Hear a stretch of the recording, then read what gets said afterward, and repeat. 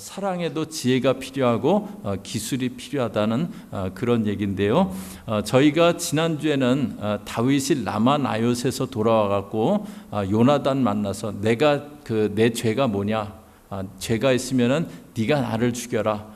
그런 다윗에게 요나단이 내가 너를 책임지겠고 너에게 그런 해가 가지 않게 너를 책임지겠고 하면서 오히려 자기가 낮아지고 숙이는 그 모습 보면서 저희들도 그런 사랑의 무게를 회복하자, 그런 말씀을 보았는데요.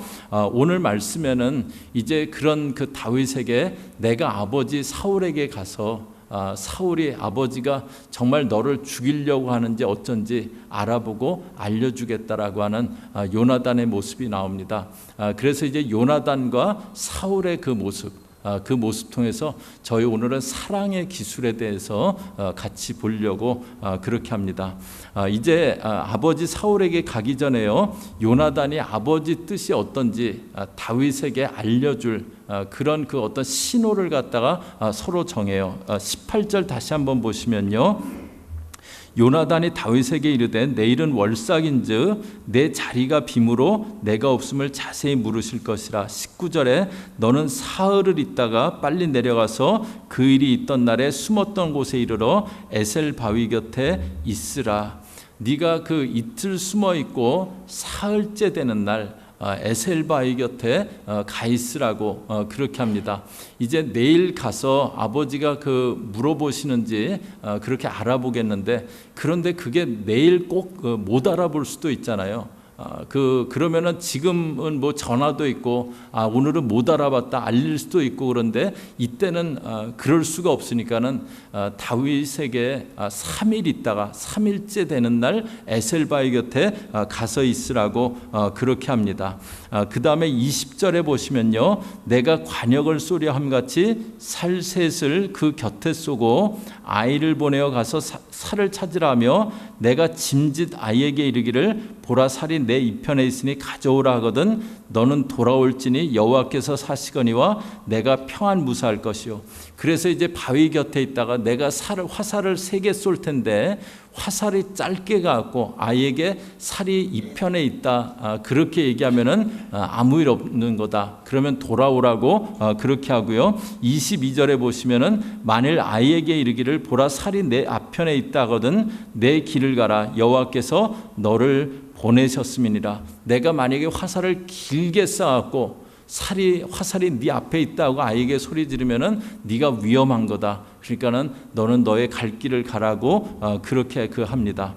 왜 이렇게 화살 갖고 신호를 정하는가? 이때 다윗은 정말 사울은 다윗을 정말 죽이려고 마음에 독이 오른 그런 상태예요. 그런데 요나단이 그 아버지의 뜻을 알고 덜렁덜렁 그 광야에 있는 다윗에게 찾아가면은 누군가가 볼 거 아니에요. 그리고 요나단이 다윗을 어디서 만나더라 얘기해 주면은 다윗이 도망을 치더라도 금세 추격해갖고 잡힐 수 있으니까는 다윗을 아무도 보지 못하게 하고 그리고 화살로 신호를 정해갖고 그렇게 다윗을 갖다가 보호하려고 합니다. 요나단이 다윗을 사랑하니까 다윗의 입장에서 세심하게, 만약에 하루 지났다가 나왔는데 알려줄 수 없거나 그러면 안 되고 또 다윗의 모습이 드러나면 안 되고, 그러니까 사흘 있다 오고 그리고 화살을 잘 봐라. 다윗의 입장에서 아주 세밀하게 그렇게 생각해서 행동을 합니다. 그런데 사울은 어떠냐면요, 24절 보시면요, 다윗이 들에 숨으니라 월삭이 되매 왕이 앉아 음식을 먹을 때 26절에 25절에 왕은 평시와 같이 벽곁 자기 자리에 앉았고 요나단은 섰고 아브넬은 사울의 곁에 앉았고 다윗의 자리는 비었으나, 이제 같이 앉아서 식사를 하는데 요나단 있고 군대장관 아브넬이 있고 다윗의 자리가 비어 있어요. 그런데 26절에 그러나 그날에는 사울이 아무 말도 하지 아니하였으니 이는 생각하기를 그에게 무슨 사고가 있어서 부정한가 보다 정령이 부정한가 보다 하였음이더니. 사울이 묻질 않아요. 다윗에게 무슨 사고 있나 보다, 그 부정한가 보다. 유대인들은 정결 예식이라는 게 있잖아요. 그래서 뭐 시체의 죽음, 뭐 동물의 어떤 그 시체를 만지거나 뭐 그런 그 규례들이 있었고, 그렇게 되면 부정해진다, 그 정결 규례가 있는데 아마 다윗이 그래서 부정해서 이 자리 가운데 못 오나 보다, 그렇게 그 사울은 생각하고 있습니다. 그런데 한번 생각해 보세요. 사울이 다윗을 체포해서 죽이겠다고 체포대를 밤에 집에 보냈던 그런 그 사람이에요. 그런 일이 있었는데 다윗이 아무 일 없었던 것처럼 이 월삭자리에 그냥 나타나겠습니까? 그래서 어떤 성경학자들은 지금 사무엘상이 시간 순서로 이렇게 쓰여진 게 아니고 이 일은 체포대 보내기 전의 일이다라고 뭐 그렇게 해석하는 그런 분도 있는데요. 다윗이 체포대가 와서 라마 나요스에 갔고 그 후에 돌아와서 요나단 만나고 그 시간상으로 맞습니다. 그러면은 지금 이것은 무엇을 얘기하냐면요, 사울은 어떤 관점으로 생각하는 사람인가, 그것을 보여주는 거예요. 사울은 어떤 관점으로 바라보는 사람인가? 사울은 자기 관점으로만 바라보고 생각하는 사람이에요. 그런 일이 있었지만, 체포대 보내고 그런 일이 있었지만, 다윗 그놈은 어쨌든 이 자리에 빠지면 안 되는 놈이다. 그놈이 안 온 것은 그냥 부정해서 안 온 거다. 그렇게 자기 관점으로만 생각하는 겁니다. 다윗을 사랑하기 때문에 요나단은 정말 세밀하게 배려를 하고요. 사랑이 없는 그 사울은 자기 관점으로만 생각해요. 사랑이 없으면은요, 자기 관점으로만, 내 관점으로, 내 입장으로만 그렇게 생각하고 행동합니다. 사울이 이제 자기 관점으로 그 부정해서 안 오나 보다 그렇게 생각하고요. 그런데 27절 보세요. 27절 보시면은 이튿날 곧 달의 제2일에도 다윗의 자리가 오히려 비었으므로 사울이 그 아들 요나단에게 묻되 이새의 아들이 어찌하여 어제와 오늘 식사에 나오지 않느냐. 그 다음 날도 안 오니까 그때 물어봤어요. 그래서 28절에 요나단이 사울에게 대답하되 다윗이 내게 베들레헴으로 가기를 간청하여, 다윗이 나한테 베들레헴에 좀 가자고 그렇게 얘기했습니다. 그렇게 요나단이 대답하는 거예요. 그랬더니 30절 보시면요, 사울이 요나단에게 노를 바라고 그에게 이르되 패역 부도의 계집의 소생아, 내가 이새의 아들을 택한 것이 내 수치와 내 어미의 벌거벗은 수치됨을 내가 어찌 알지 못하랴. 그 얘기를 듣더니 노발대발하면서 왕으로서는 전혀 입에 담을 수 없는, 막 거리에서나 들을 법한 그런 욕을 해대면서 요나단에게 욕을 하고 노를 합니다. 그러면서 31절에요, 이새의 아들이 사는 동안은 너와 내 나라가 든든히 서지 못하리라. 그런즉 이제 보내어 그를 내게로 끌어오라. 그는 죽어야 할지니라. 이새의 아들이 살아있는 동안은 네 나라가 든든히 서지 못한다. 이거는 뭐냐면 네가 앞으로 왕 되는데 이새의 아들 살아있는 동안 절대 왕자리 든든하지 못하고 다 너 위해서 이렇게 하는 거다. 다 우리 위해서 이렇게 하는 거야. 그러면서 화를 냅니다. 32절에 요나단이 그 붙인 사울에게 대답하여 가로되 그가 죽을 일이 무엇이니까 무엇을 행하였느까, 무슨 잘못했냐고, 왜 그렇게 죽이려고 하시냐고. 그랬더니 33절에 사울이 요나단에게 단창을 던져 치려한지라. 그러니까는 창을 던져서 자기 아들에게까지 창을 던지려고 그렇게 합니다. 자기 이익에 반대되는 행동을 한다고 생각하니까요, 아들에게 창을 집어 던지려고 할 정도로 화를 내요. 사울이 다윗을 죽이려고 하는 것은 결국은 자기 이익 때문이에요. 자기 이익 때문에, 자기들 이익 때문에 다윗을 죽이려고 합니다. 사랑이 아닌 것은요, 자기 관점에서만 생각하고 또 자기 이익만을 생각해요. 나만 잘 되면 되고 나만 어렵지 않으면 괜찮은 거예요. 그래서 사랑이 없으면은요, 싹쓸이라는 말을 좋아합니다. 비즈니스도 내가 싹쓸이해야 되고 좋은 것도 내가 싹쓸이해야 되고 남은 상관없고 자기 이익만 생각하는 거예요.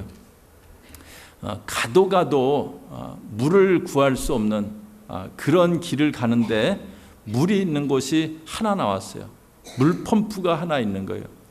그리고 그 옆에 박스가 있는데 그 박스를 열어보니까 물이 한 병 있고 메모가 적혀 있어요. 이 물을 펌프에 부어갖고 펌프질을 해서 물이 나오면 마시고, 그리고 그 물을 갖다가 이 병에 채워놔서 다음 사람도 와서 또 물을 마시게 그렇게 하세요. 메모가 적혀 있어요. 그런데 펌프를 보니까는 물기는 하나도 없는 거예요. 이게 과연 쓴 적이 있는가 생각될 정도로 이게 쓴 적이 없는 것 같은 그런 그 펌프예요. 이 물 괜히 부었다가 마시지도 못하고 아무 물도 안 나오고 그러면 어쩌나. 그러고서는 그냥 내가 물 갖고 갈까 그런 생각이 드는, 그게 자기에게 안전할 것 같은 생각이 드는 그런 펌프예요. 여러분들 같으면 그럴 때 펌프에 물을 붓고 펌프질해서 물이 나오면은 마시고 물을 채워놓고 그리고 가야지. 그래야지 다음 사람이 물 마실 수 있지. 그렇게 생각하면서 그렇게 하시겠습니까?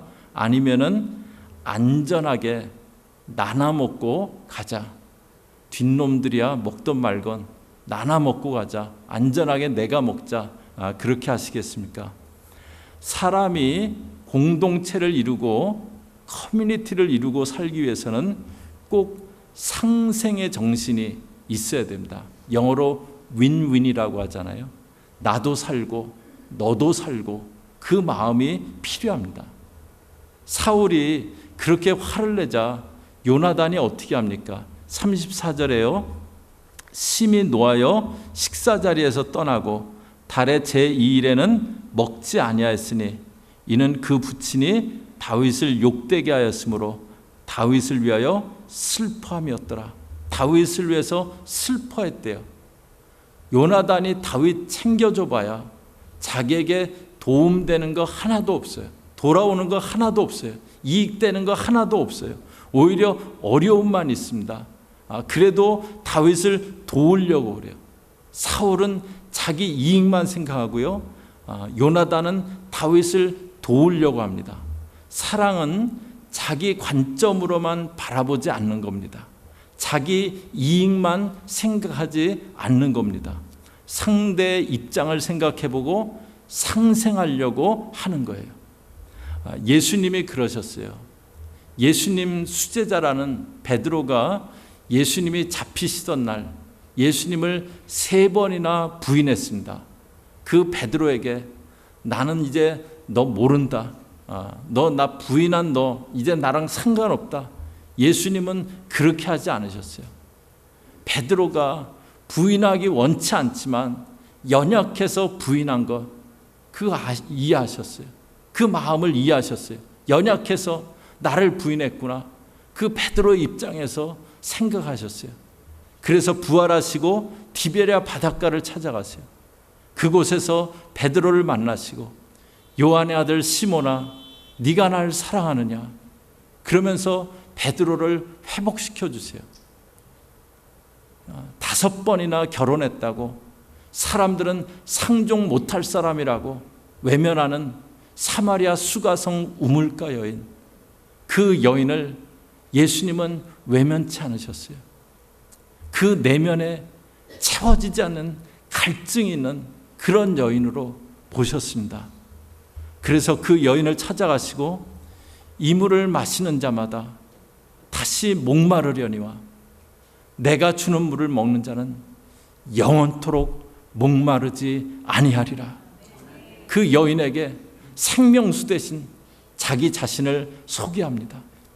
예수님은 자신의 관점이 아니라 상대의 관점에서 상대의 입장에서 생각하셨어요. 예수님은 자기 이익을 생각지 않으셨습니다.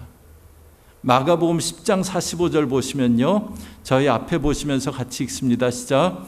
인자에 온 것은 섬김을 받으려 함이 아니라 도리어 섬기려 하고 자기 목숨을 많은 사람의 대속물로 주려 함이니라.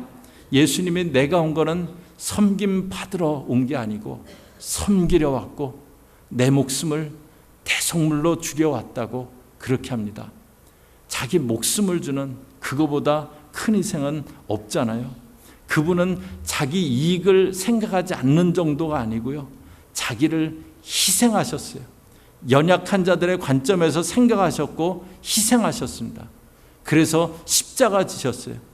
저희도 십자가가 있을 때, 저희 마음에 이 십자가의 마음이 있을 때 내 관점에서 바라보는 것, 그거 내려놓을 수 있고, 내 이익만 생각하는 것, 그거 내려놓을 수 있게 됩니다.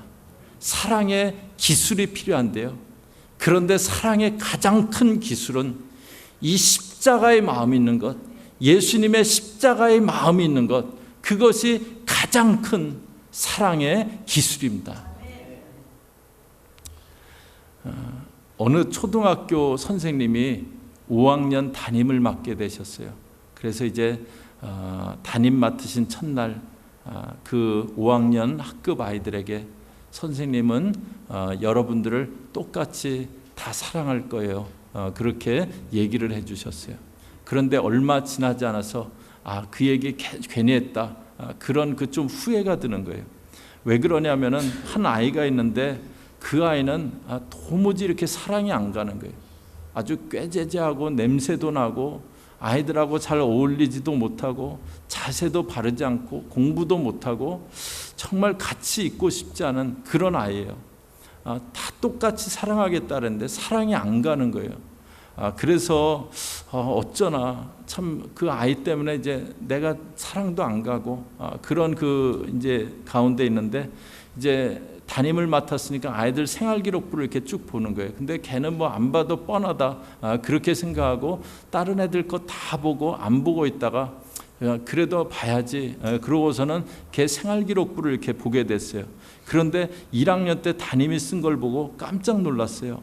1학년 때 담임 선생님이 이렇게 썼어요. 잘 웃고 밝은 아임, 일을 깔끔하게 잘 마무리하고 예절이 바름, 함께 있으면 즐거운 아임. 믿겨지지가 않는 거예요.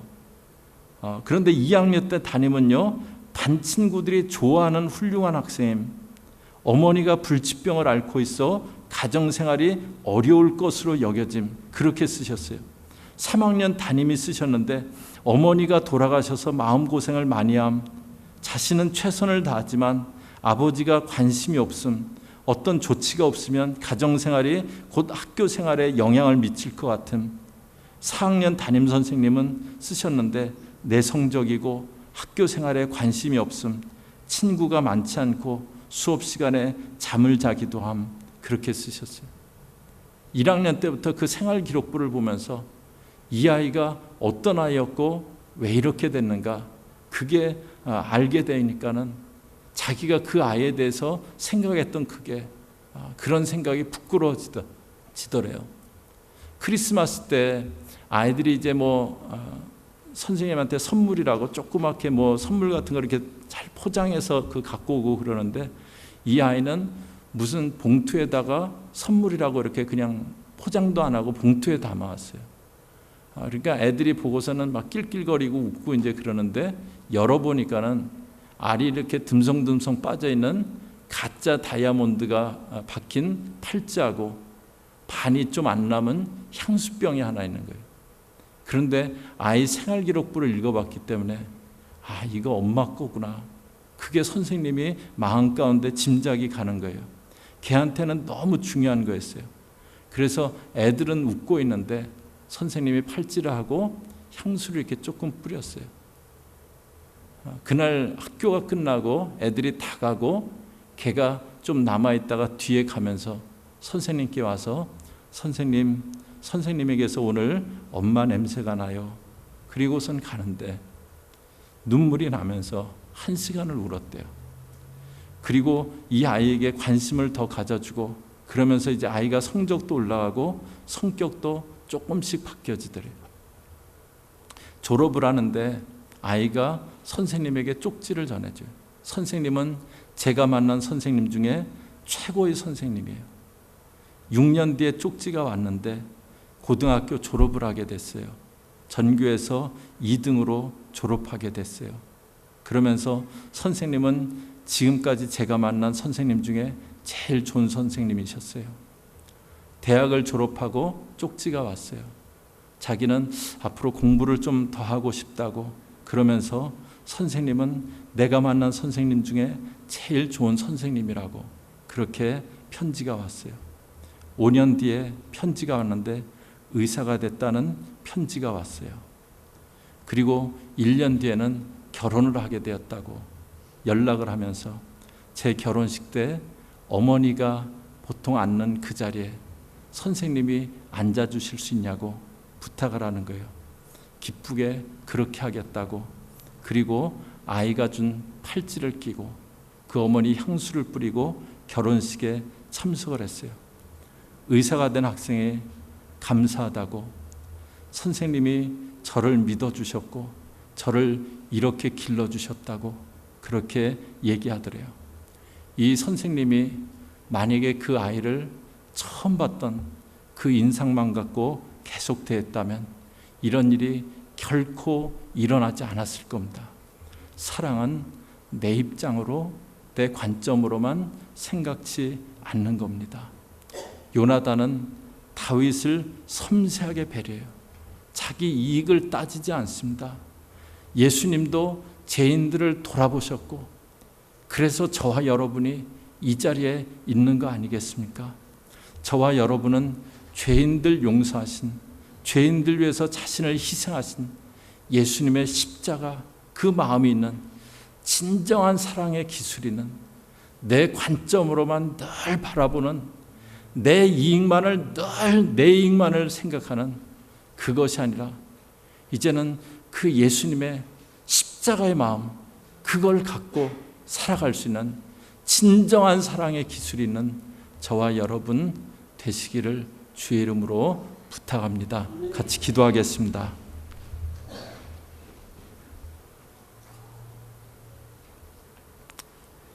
하나님, 아무 공로 없는 그런 저희들을 무조건적인 사랑으로 용서하시고 품어주셨는데, 저희들은 늘 내 생각 같고 내 판단 같고 내 관점에서만 그렇게 바라보고 판단합니다. 저희들 이익만 생각합니다. 하나님 아버지, 예수님의 십자가의 마음 조금이라도 품을 수 있는 그런 믿음의 사람들, 그런 그리스도의 제자들 되어지게 인도하여 주옵소서.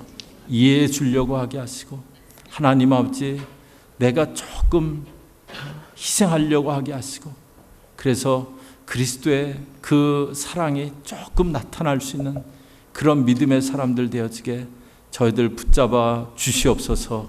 예수님의 이름으로 기도 올리옵나이다. 아멘.